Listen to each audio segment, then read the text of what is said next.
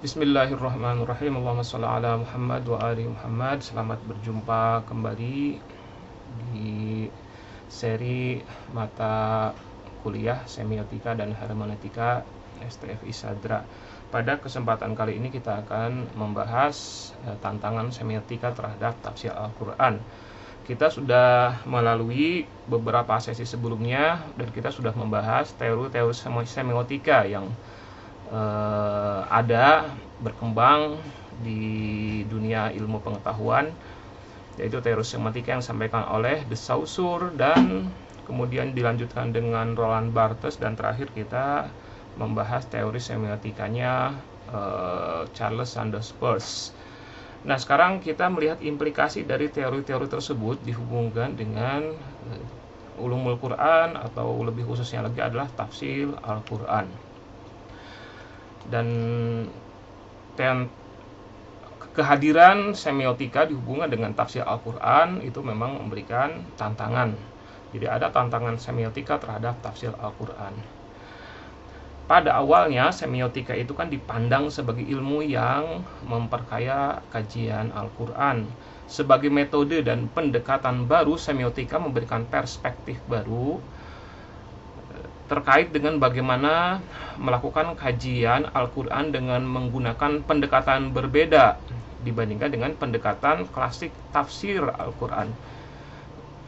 Jika pada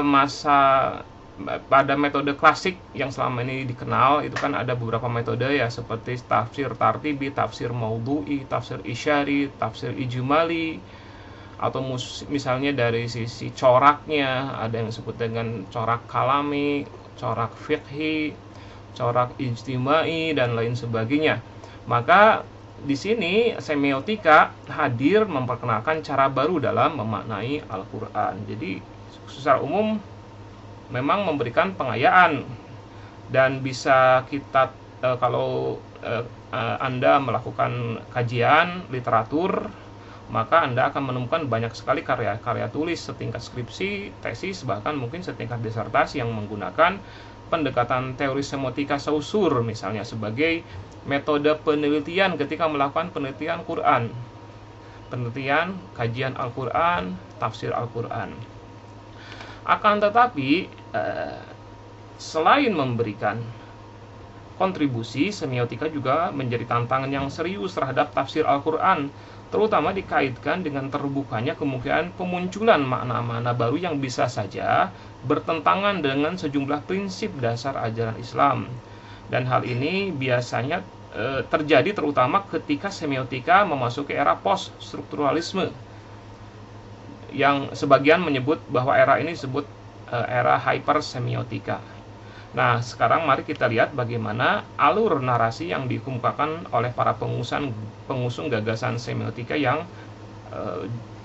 tadi saya sebut sebagai gagasan semiotika yang memberikan tantangan, challenge terhadap ilmu tafsir Al-Quran.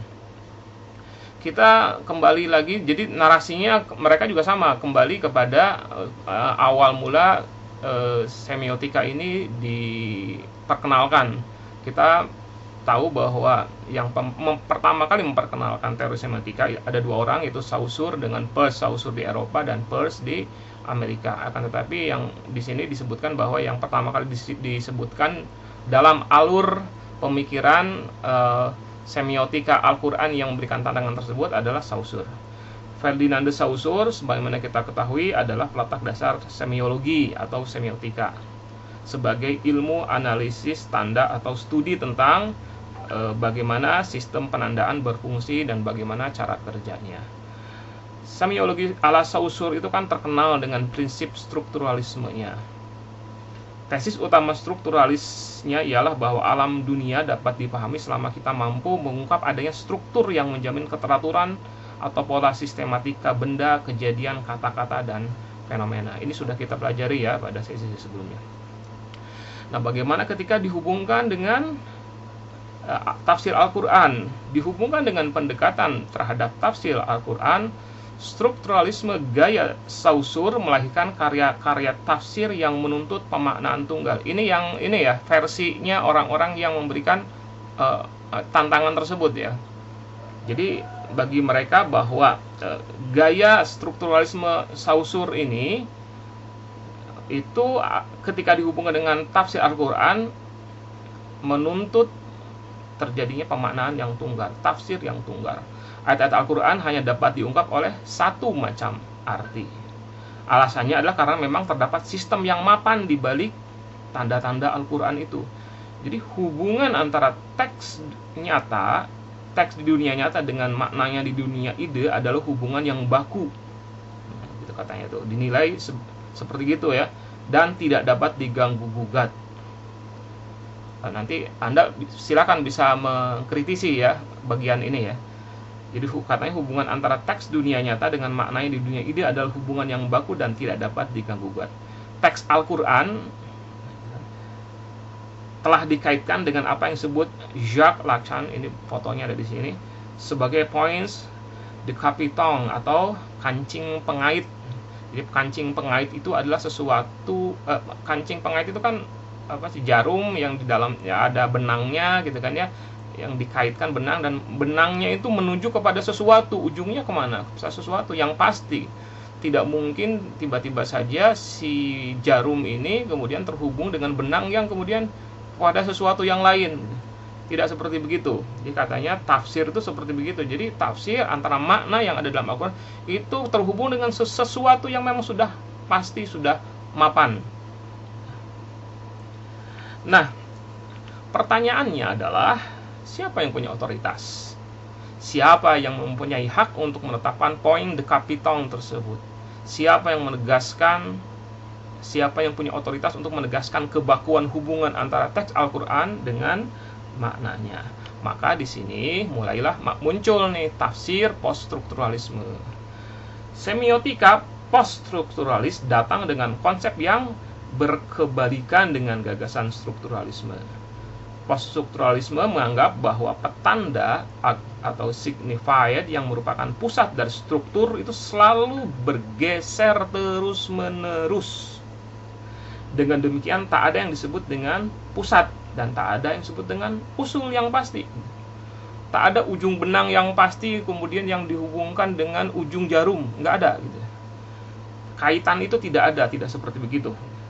Maka dengan demikian semuanya akan menuju ke suatu permainan petanda yang tak terbatas, karena penanda atau signifier atau maknanya itu tidak mempunyai hubungan yang pasti dengan petanda. Kita mengenal yang disebut dengan arbitrer, pola hubungan arbitrer antara penanda dan petanda.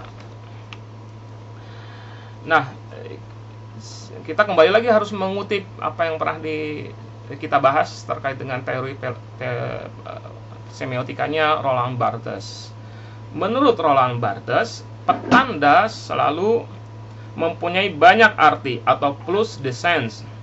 Tak ada hubungan intern antara konsep yang ditunjukkan dengan bunyi yang menunjukkannya, sehingga tak ada petanda yang pasti bagi penanda.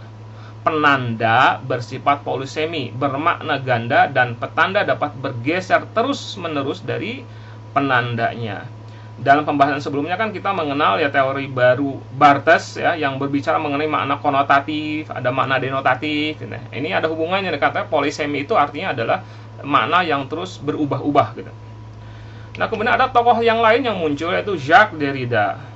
Jacques Derrida, seorang filosof penganut aliran poststrukturalis yang lainnya, juga meyakini bahwa semua naskah, termasuk Al-Quran, memiliki ambiguitas fundamental yang merupakan akibat dari sifat natural bahasa itu sendiri. Derrida yakin sekali bahwa ada banyak cara untuk membaca dan memahami teks, termasuk teks Al-Quran ya. Makna teks tidak lagi sama dengan apa yang dikehendaki oleh si pengarang, bahkan sampai bergeser sejauh itu. Pengarang silahkan aja mau ngomong apa gitu, mau menuliskan maksudnya dengan cara apa, apapun juga yang dimaksud oleh pengarang, tapi sebenarnya apa yang dituliskannya itu menjadi sesuatu yang bebas untuk dimaknai dan bisa bergeser kepada sesuatu yang lain, dan ini penting demi perkembangan sebuah pemikiran gitu. Nah, yang tercatat dalam naskah itu bisa menimbulkan multiple understanding atau keragaman pemahaman pada saat yang sama. Nah, kemudian Derrida juga mengenalkan apa yang disebut dengan teori konsep dekonstruksi, yang teori dekonstruksi ini memiliki tugas membebaskan naskah, kata dia sih, mengembangkan dan mengungkap ambiguitas terpendam, menunjukkan kontradiksi internal, dan mengidentifikasi kelemahannya. Hal ini adalah kondisi yang selalu mungkin atau disebut dengan condition of possibilities yang terdapat pada teks, termasuk teks Al-Quran. Nah, berkaitan dengan condition of possibilities ini ada tokoh baru namanya Umberto Eco. Ini fotonya seperti gini. Berkaitan dengan condition of possibilities ini, yang berpotensi menimbulkan multi pemahaman, Umberto Eco juga salah seorang penganut paham ini menyarankan agar bahasa itu diperlakukan seperti ensiklopedia yang selalu dinamis, terbuka, dan memungkinkan masuknya entry-entry baru, bukan seperti kamus yang statis dan bersifat pemaknaan tunggal. Kita bisa membedakan ya antara kamus dengan ensiklopedia. Apa bedanya? Kamus itu maknanya tunggal, tapi kalau ensiklopedia itu memungkinkan untuk terus diperbaharui oleh siapapun juga. Nah, pemaknaan ayat Al-Quran dihubungkan dengan teori Umberto Eco ini. Pemaknaan ayat Al-Quran yang disusun seperti struktur kamus itu katanya sudah pasti baku menghasilkan sebuah sistem yang eksklusif, hegemonik, status quois.